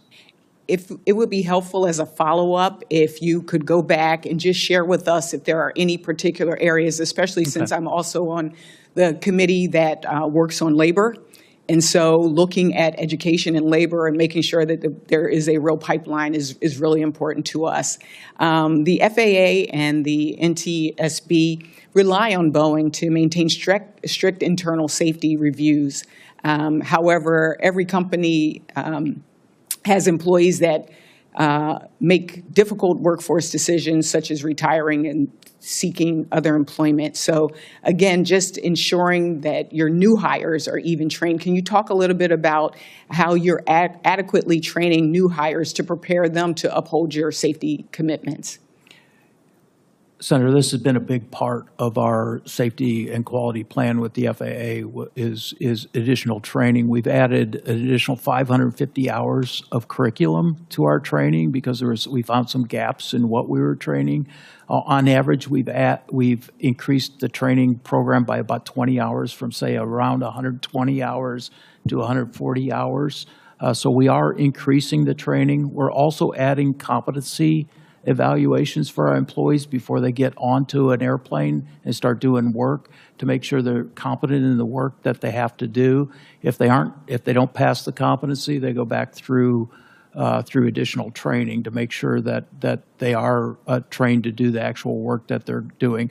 We've also kind of changed how we're training. We found that in a lot of cases we were training people in a lab and it didn't replicate the actual environment that they once they go out and build the airplane. So we've brought actual airplane parts, tried to replicate much more of the actual work they're going to eventually do in their training program. I would just close with, as I shared with you, we have some of my constituents that work at Ridley Park. They take great pride in their work. They've been fortunate to have good leadership, union leadership as well, that have advocated for fair wages and safe working conditions. And I would love to follow up on your relationship with labor unions, and particularly with increased automation and global competition, just the concrete steps that you've taken to protect and sustain union jobs for the long term. Thank you, Senator. Senator Young. Yeah. Thank you, Mr. Chairman. Mr. Ortberg, great to have you here today. I appreciated the phone call we had just days ago, and want to learn more in coming days, weeks, and months as it relates to your new strategy for improvement. But you've done a good job answering questions today. There is, as we discussed, there's been a public loss of trust due to systemic issues that have put lives at risk at your company. I get the sense from our conversation and also your answers to questions today that you realize this, you're committed to changing this, and we are here to the extent we can be constructive in that effort, either critically or supportively in making sure you succeed. Relatedly, AI, automation, and data analytics I keep hearing have the potential to revolutionize production, not just in the aerospace industry, but also seemingly every other facet of life and certainly manufacturing. I'd like to understand what concrete steps Boeing is taking to ensure that these tools of the digital economy aren't just in place, but are going to make a measurable difference in preventing defects, predicting failures, restoring public confidence in your aircraft. Has Boeing integrated AI or automation to detect defects before planes are delivered to customers? And if so, how effective has it been so far? Senator, we use generally large language models. We're using those large language models right now to enhance our assembly instructions and our documentation to make sure that it's clear, it's more concise, and that will help with the overall safety and quality of the aircraft. I know we're doing data analytics as well using AI algorithms. I'm not an expert on that, so I can't give you too much details, but certainly can look into that and get back with you. But I assure you our team is looking at how to utilize AI to do the data analytics to find trends and predict trends and improve the overall performance of the aircraft. That's great. I know it'll be important to your customers, to the broader public, and to your employees moving forward. You have 8,000 direct and indirect jobs that your company supports just in the state of Indiana alone. I want to thank you for that. Almost $500 million of economic impact on our state. In light of these new tools like AI and automation, can you speak to steps that Boeing is taking to ensure that the employees are adequately trained and prepared for this future of aerospace, which we all anticipate bringing more safety to the operations and things we manufacture as well? Yeah, so within our engineering organization in the company sits expertise in AI, and we have our own internal AI algorithms, so we're not using external algorithms and data. And we have a training program where we train new engineers on how to utilize these AI tools in their everyday tasks. So, it's almost like how do you design a circuit card? You have to have training. And people have these tools, and they're available to our engineers, and they utilize them on a day in, day out basis. If there are things that we can be doing here at the federal level of government to change existing workforce training programs, to better prepare even our young people for these jobs of tomorrow, which increasingly seem here today. So the changes in the technology and therefore the workforce skill needs are changing so quickly. But we want to keep up the best we can. So please don't hesitate to work with members of this committee on optimizing those programs or replacing them if necessary. How is Boeing leveraging data analytics to track patterns and maintenance issues to prevent future failures? Is that something you could speak to? Yeah, we have a program we call our COST program, which is a program with our airline customers where they report data to us, and we have a large base of airline customers. Not everyone reports, but most of them do. And that allows us to analyze events, look for trends, follow up on safety issues with the airlines. It's been very effective. I mentioned earlier, we're stepping up our efforts in those analytics to look for more trends using AI tools to sort through the data to see if there are trends or things that we can't see with the human eye and ensure that we're identifying those before they turn into an incident. Thank you, sir. Chairman? Thank you. I will now call on myself. Thank you, Senator. Good to see you, Mr. Ortberg, and really enjoyed our visit. And we had certainly something to celebrate when we were able to talk about that. We can talk a little bit more about that. But I did, one of the things I found fascinating about our conversation as relates to this hearing, probably more specifically, is the culture shift, right? That the transition from different divisions and maybe some different silos to sort of more of a team-oriented spirit. Could you just talk a little bit more about what that looks like practically as you guys have made some internal decisions about that? Yeah, so culture is very important, and I think in some cases we're too isolated. Our people stay in their swim lanes or their organizational lanes, and everything we do is team-based in the Boeing Company, large teams. And so to be most effective, we need people working across the organizational boundaries and feeling comfortable to do that. And so we're off on a big effort to change the culture of the company. And that starts with values and behaviors and how we reward people and how we evaluate people and how we select people. And we're implementing those. This is going to be a big year for us in the overall culture change. I'll tell you one thing that excites me is that the employees of the company are the ones who really want to see the company culture change. They recognize that we need to be better in how we work together. So I think we've got the case for change really nailed. We're just going to have to go do the hard work of making sure we walk the talk and get the right people in the right positions. And you guys obviously work with a lot of vendors and suppliers across the country. So in light of this hearing, what are some of the things that you're doing to ensure the highest quality and safety and all of those sorts of things? Yeah, so as a part of our safety and quality plan, that also includes our supply chain. And one of the major efforts is reducing the number of defects we're bringing into our factory from our supply chain and reducing the number of notice of escapes that we get. This is where a vendor would call us up and say, hey, I sent you something, but now I found something wrong with it. It's escaped their factory. And major activities to reduce those. One is stronger first article inspection and doing first article inspection when we actually move a product even within a company. So if it moves from one location to another or one factory to another, reevaluating the first article to make sure that something didn't happen in that transition. We have 1,000 activities underway or 1,000 vendor engagements underway right now to improve the overall performance and safety and the quality of the deliveries from our supply chain.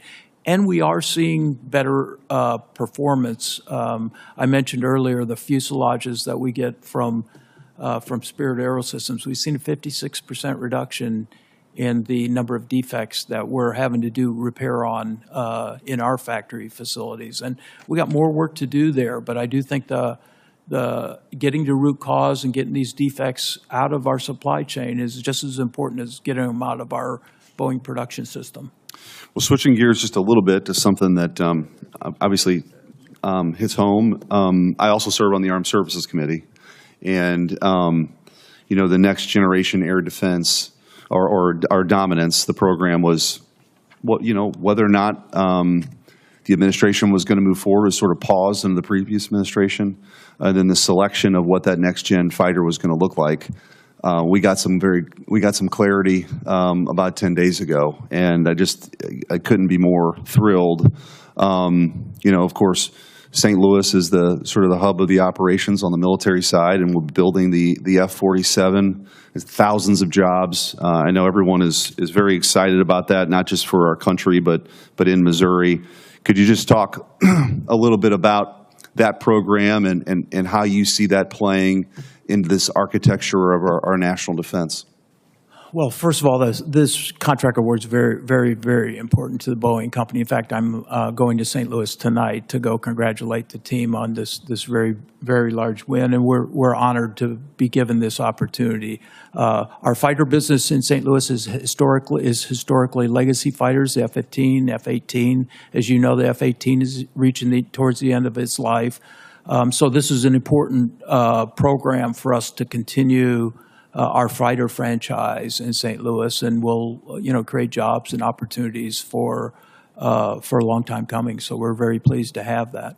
It's generational. We're happy about that as well, and look forward to working with you on that and so many other issues. Mr. Chairman. Thank you, Senator Schmidt.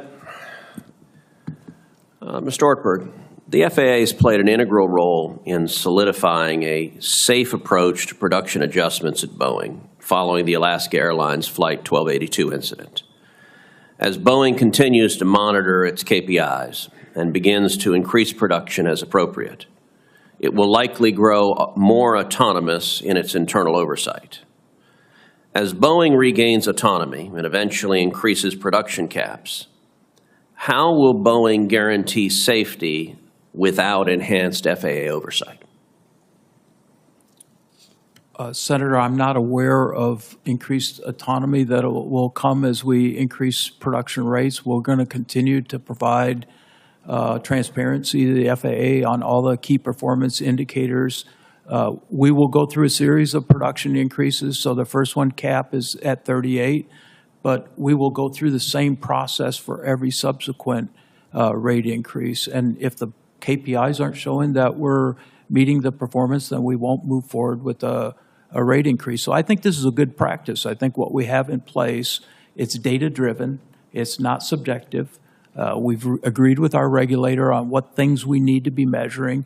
If we find we need to adjust that, we'll do that. But I think getting to a data-driven process, I think helps them also have insight and prioritize where they should focus. If our key indicators in one area are not good, that allows them to say, okay, we need to put more oversight in that particular area because there's instability in the production system. So again, I think the system we have in place, the plan we have in place, will be effective not just in the near term, but for the long term.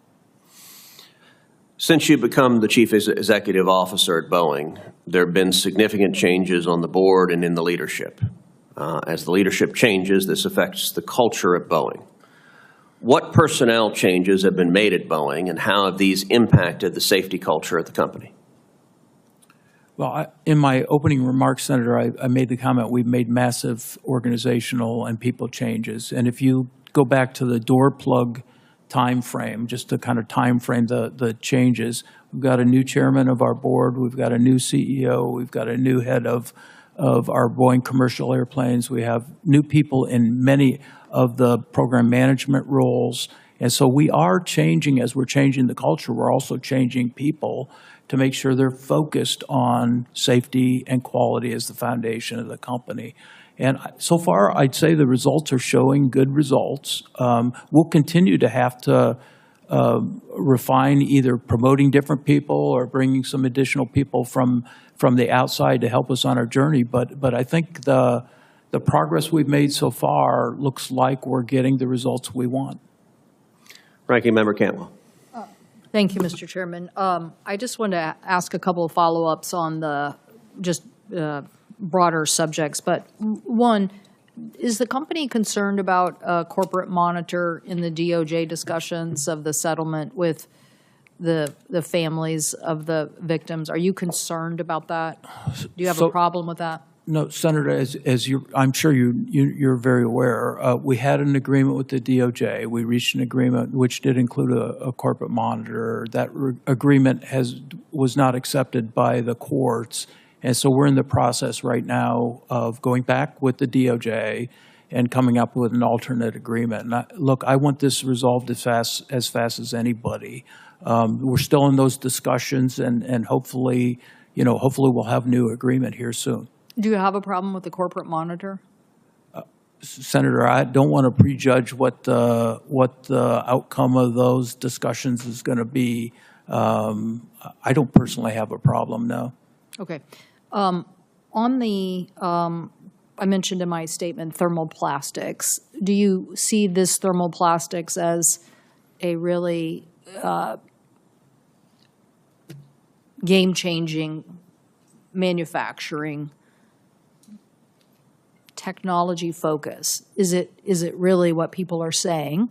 Is it really something that we as a nation have to get focused on? By that I mean our skilling of a workforce, test bedding technology, being ready for the next big aviation change. Yes, Senator, first of all, I appreciate your leadership in this particular area, and the hub work that you've done in Washington is very helpful for Well, the the Boeing supply company. chain has done it. We just lifted that up a little bit, yeah. Yeah, no, I think thermoplastics offer a huge advantage for the future, and probably more to streamline the production of aircraft. And so I think it is one of those major important technology areas we should be investing in. And I think it's going to find its way into many applications in the future aircraft environment. But do you see it as something that if we neglect, that we could fall behind in as a nation juxtaposed to other countries? And I mentioned earlier the demand for 40,000 planes worldwide. I mean, that's an unbelievable, if the nation is about 2 million, I think we've come up with this number, 2 million impacted workers in aviation in general. But if you think about what 40,000 plane represents, it's a huge demand increase. But if getting a big part of that means doing the right investments in innovation, and we've always looked at this and said, like, get the safety right, focus on the innovation. Right. Don't cut the safety person who's just doing this inspection on these critical parts. Go get the innovation right. So is it really that big of an innovation sea change, I guess, is the question, juxtaposed to that demand? Or could we wake up in 5 years and find ourselves way behind? Senator, I think in general we are a little behind. I think Europe has invested probably more than we have in general in this particular area. I don't think we're behind in a way that we can't recover.